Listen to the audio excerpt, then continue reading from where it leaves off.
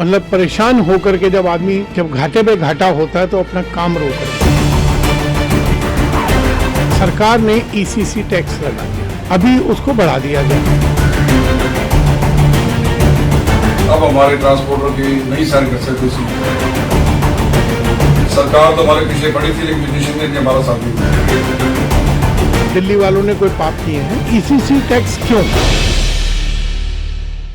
नमस्कार, आप सबका स्वागत है ट्रांसपोर्ट टीवी में। मैं हूं आपके साथ अनुराधा शर्मा सैनी और आप देख रहे हैं ब्रेकिंग न्यूज। दिल्ली देश की राजधानी, जहां हर सुबह लाखों लोग उठते हैं इस भरोसे के साथ कि दूध आएगा, सब्जी आएगी, दवा पहुंचेगी, बाजार खुलेगा। लेकिन अब इसी दिल्ली की रफ्तार को रोकने की तैयारी हो चुकी है। 21 से 23 मई 3 दिन, लेकिन असर ऐसा जो हर गली, हर मंडी और हर घर तक महसूस हो सकता है। ट्रांसपोर्ट सेक्टर ने इसे सिर्फ हड़ताल नहीं कहा, इसे अपनी आवाज बताया है। एक ऐसी आवाज जो सालों से बढ़ते टैक्स, नियमों और दबाव के बीच दबती जा रही थी, अब वही आवाज दिल्ली की सड़कों पर एकजुट होकर खड़ी होने जा रही है। पंजाबी बाग में हुई बड़ी बैठक में दिल्ली एनसीआर के ट्रांसपोर्ट संगठनों ने फैसला किया कि 21 से 23 मई तक राजधानी में चक्का जाम होगा। मतलब दिल्ली के अंदर ट्रकों का संचालन रुकेगा और बाहर से आने वाले मालवाहक वाहन भी राजधानी की सीमा पर रोक दिए जाएंगे। अब सवाल ये है कि आखिर मामला इतना बड़ा क्यों हो गया? तो इसकी जड़ में है ईसीसी यानी एनवायरमेंट कंपनसेशन चार्ज।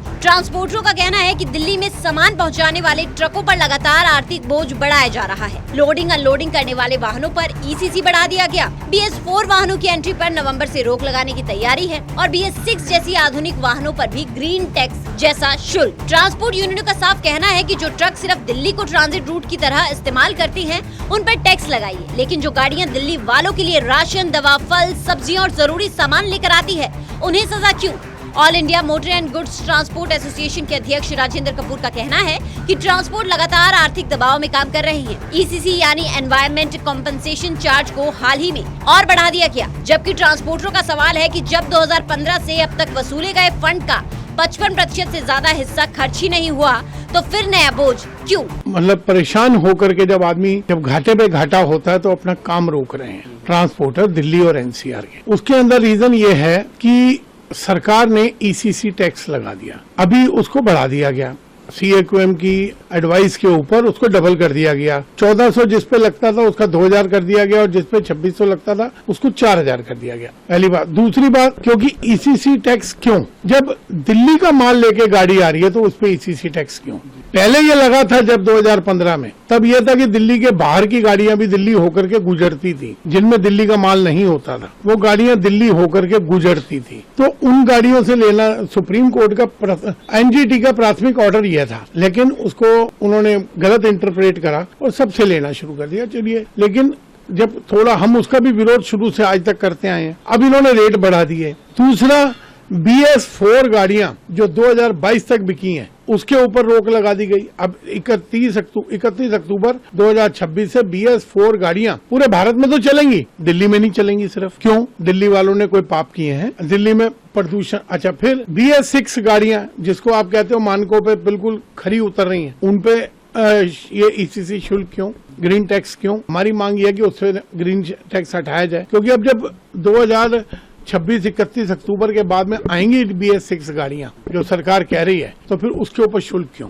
तीसरा हमारा ये है कि जो सरकार ने इतना शुल्क इकट्ठा करा 2015 से लेके अब तक, अभी एक पीछे RTI का जवाब में आया है कि 55.4% पैसा अभी तक खर्च ही नहीं हुआ। अगर वो पैसा खर्च हो गया तो प्रदूषण की रोकथाम हो गई होती, लेकिन कोई रोकथाम नहीं हुई। तो उसको देखते हुए सरकार को चेताने के लिए, जैसे कहते हैं ना, बच्चा रोता, आजकल जब तक रोता नहीं है माँ भी दूध नहीं पिलाती। सरकार को चेताने के लिए हम लोग 3 दिन के लिए काम बंद कर रहे हैं, अपनी गाड़ियों को दिल्ली में लाना बंद कर रहे हैं। ना कि हड़ताल का शब्द हम ना यूज करते हैं ना कुछ। और इसके अंदर जो हम भी दिल्ली के नागरिक हैं, असेंशियल सर्विसेज जो होंगी, असेंशियल सामान लेके गाड़ी आएंगी, उसके ऊपर कोई रोक टोक नहीं है। उसको हम लोगों ने ना किसी को बोला, ना ऐसे लोगों को हमने अपने बीच में कांटेक्ट भी करा कि आप लोग बंद कीजिए। देखा आपने, राजेंद्र कपूर जी ये भी बता रहे हैं कि इसे हम हड़ताल नहीं कहेंगे लेकिन हम काम नहीं करेंगे। और सबसे बड़ा मुद्दा BS4 वाहनों पर प्रतिबंध। ट्रांसपोर्ट सेक्टर का कहना है कि लगभग 17 लाख वाहन इससे प्रभावित होंगे। कई वाहन कोविड के दौरान लंबे समय तक खड़े रहे, मुश्किल से कुछ साल ही चल पाए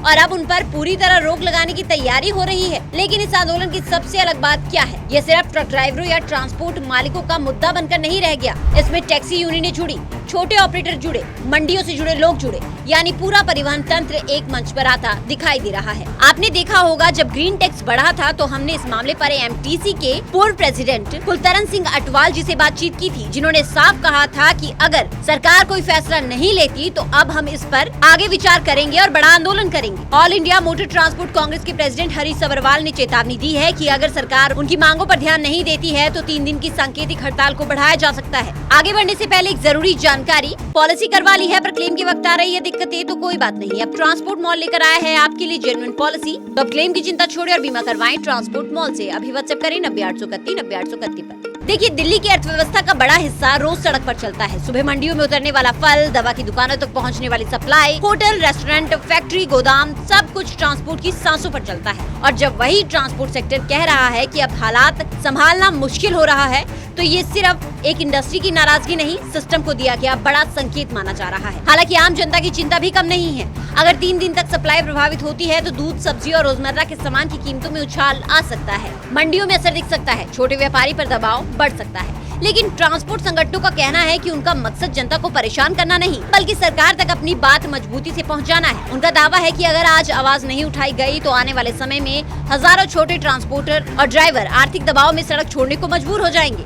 अब सबकी निगाहें सरकार और ट्रांसपोर्ट संगठनों के बीच होने वाली बातचीत पर टिकी है। क्या कोई रास्ता निकलेगा? क्या ECC पर राहत मिलेगी? क्या BS4 और BS6 को लेकर नई नीति आएगी या फिर 21 मई से दिल्ली सच में चक्का जाम का बड़ा असर देखने जा रही है? फिलहाल इतना तय है, इस बार ट्रांसपोर्ट सेक्टर सिर्फ विरोध नहीं कर रहा बल्कि अपनी मौजूदगी, अपनी जरूरत और अपनी एकजुटता का एहसास करा रहा है। आपका इस पर क्या कहना है हमें कमेंट सेक्शन में जरूर बताइएगा। साथ ही ट्रांसपोर्ट टीवी देखने के लिए आपका बहुत बहुत शुक्रिया। ऐसी वीडियोस के लिए आप हमें फेसबुक और X पर फॉलो कर सकते हैं। नमस्कार। जोले मैं कुंगांग जो स्पीति हिमाचल प्रदेश से।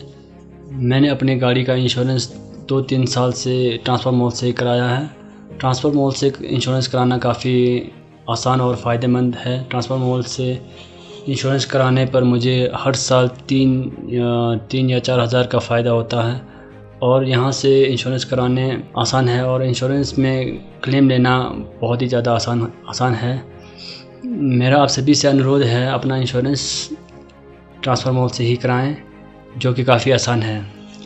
ट्रांसपोर्ट मॉल जो कि ट्रांसपोर्ट गाड़ी के इंश्योरेंस के लिए सबसे अच्छा है और ट्रांसपोर्ट मॉल के सभी लोगों का धन्यवाद करना चाहता हूं, क्योंकि वो ट्रांसपोर्ट के सभी गाड़ियों का हमेशा मदद करते हैं। धन्यवाद।